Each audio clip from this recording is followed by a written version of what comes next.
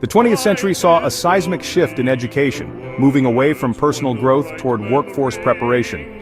Influential figures in business, seeking a readily available pool of obedient workers, saw public schools as the perfect training ground. They pushed for a standardized curriculum that emphasized rote memorization and unquestioning obedience over critical thinking and creativity. The goal was clear: create a system that churns out compliant workers, ready to fill factory floors and offices, not to question the status quo. This intrusion of corporate interests into the classroom had a profound impact on the very nature of learning. Gone were the days of individualized attention, replaced by a one-size-fits-all approach ill-equipped to nurture the unique potential of each child. Instead of fostering a love of learning, this new system instilled a sense of conformity and a fear of failure, leaving many children feeling like cogs in a giant machine. This emphasis on standardization effectively stifled creativity, curiosity, and independent thought, the very qualities essential for a thriving democracy. This system, heavily influenced by figures like Elwood Cubberley, an influential advocate for business-oriented education, ultimately benefited those who sought to maintain control. A workforce conditioned to follow orders without question posed little threat to the existing power structures.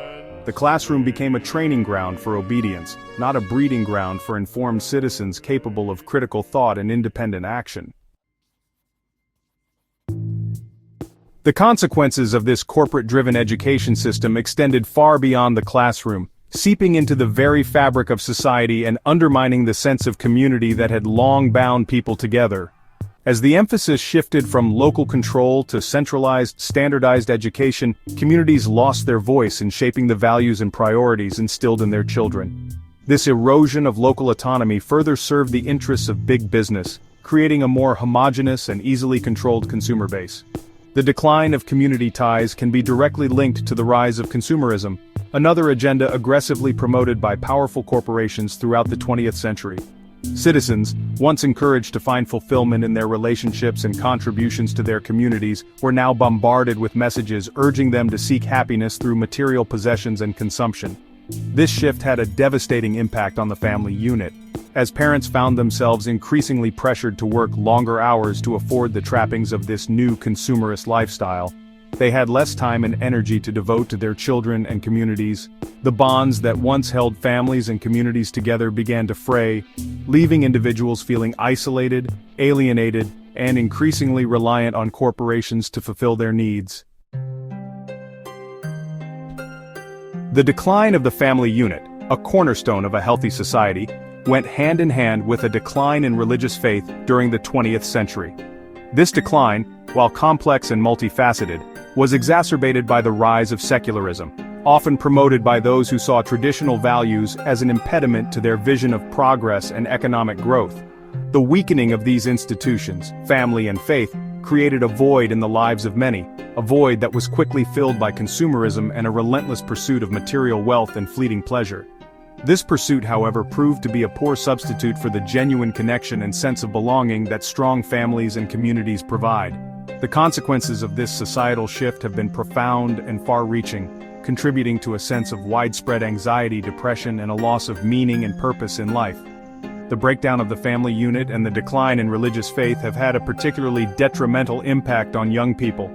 Deprived of the guidance, support, and moral compass that these institutions traditionally provided, many young people are left feeling lost and adrift, struggling to find their place in a world that often seems chaotic and unforgiving.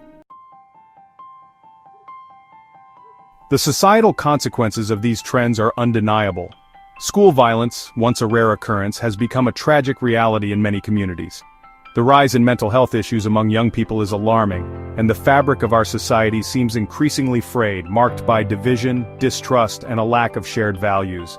Addressing these complex issues requires a multi-pronged approach. We must start by reclaiming control of our education system from the grip of corporate interests and refocusing on the needs of the whole child, intellectually, emotionally, and spiritually.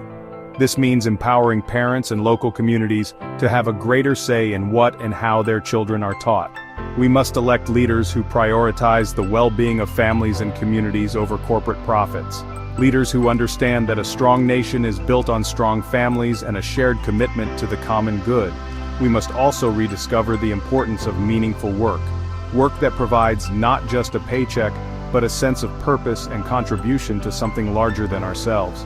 This requires a shift away from the relentless pursuit of material wealth and toward a greater appreciation for the things that truly matter: family, community, and a sense of shared purpose. The challenges we face are daunting, but they are not insurmountable.